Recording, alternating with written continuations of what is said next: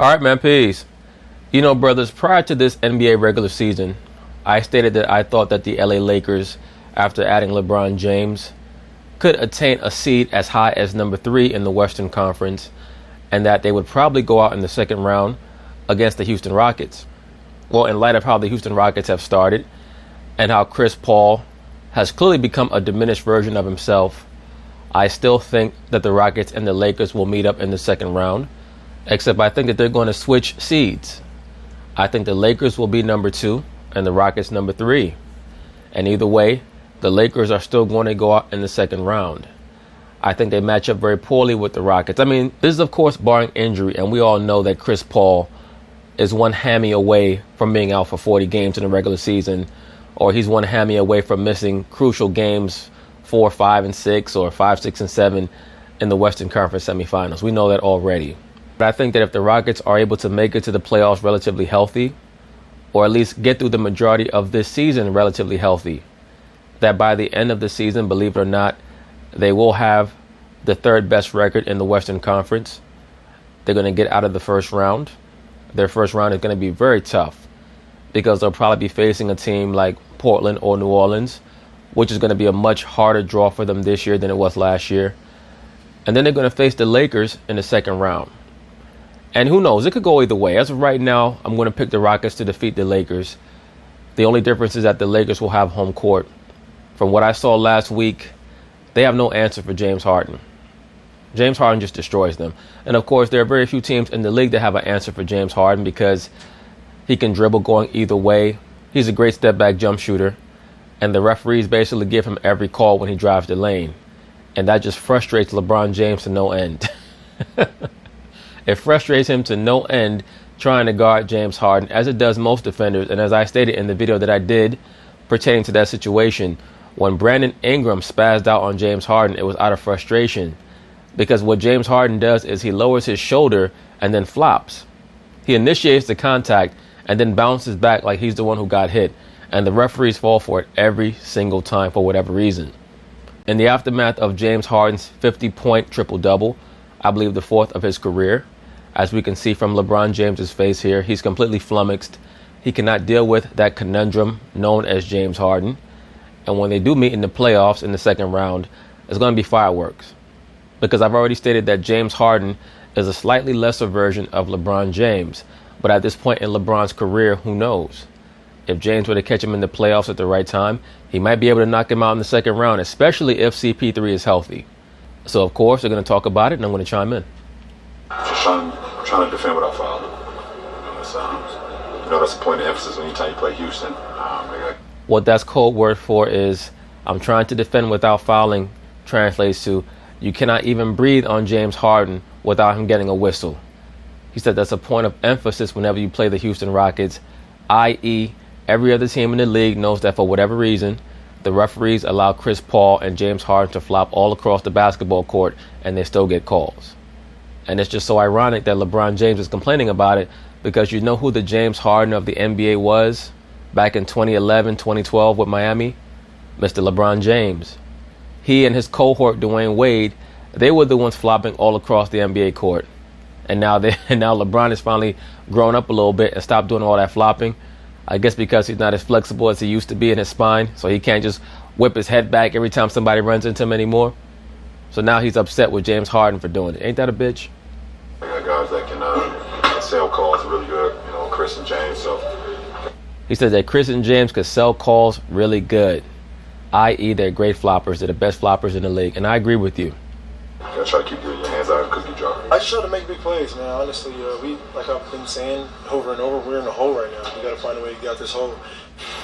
I feel you on that, but let me say this. James Harden and CP3 will never win a championship. Players who resort to those hijinks will never, ever win. Because when they get to the playoffs, the referees call the game completely differently. And that's the chance that I give the Lakers in the playoffs against the Rockets. That all of a sudden they're going to swallow their whistles when James Harden goes to the basket.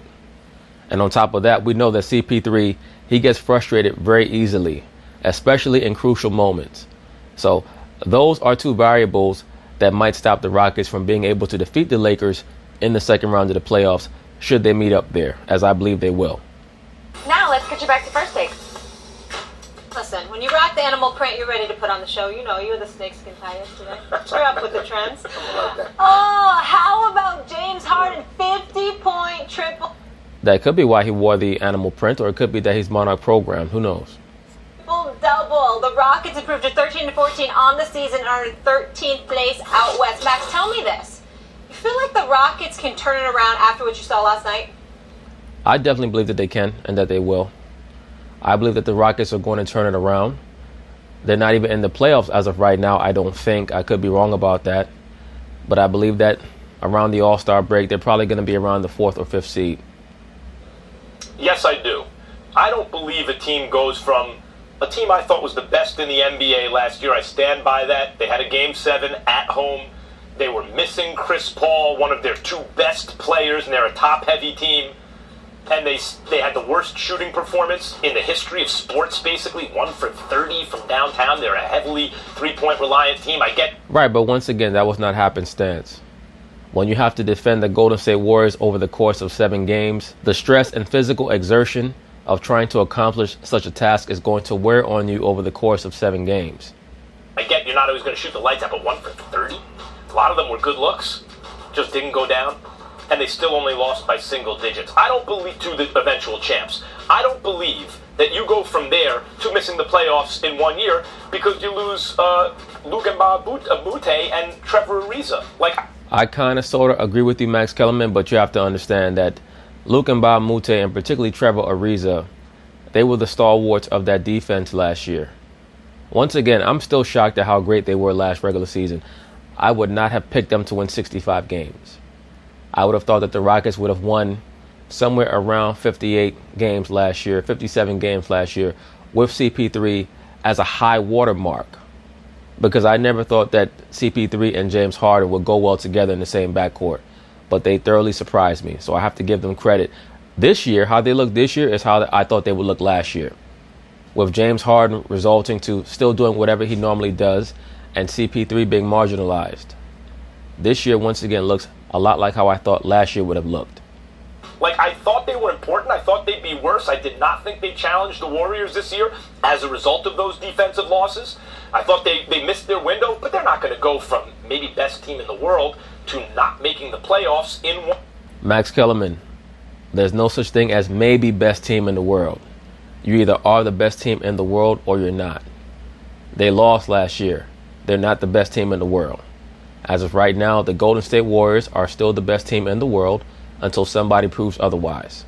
1 year. Now and now they have Bizdelic back, basically their defensive coordinator, and now Carmelo Anthony's not there, and that's not coincidental. Of course not. If you want to be successful, the first thing you do is get rid of Melo. Bizdelic is back, Carmelo's gone, and there's still moves to be made to see if they can acquire some defense. I say all this, Stephen A., with the following caveat. Chris Paul has to be healthy, at least enough to play at an all-star level. That's a pretty huge caveat. I think, look, a hamstring injury, a kind of minor leg injury is one thing, but there have been reports of decline anyway, especially given his age. Well, that's been rather obvious.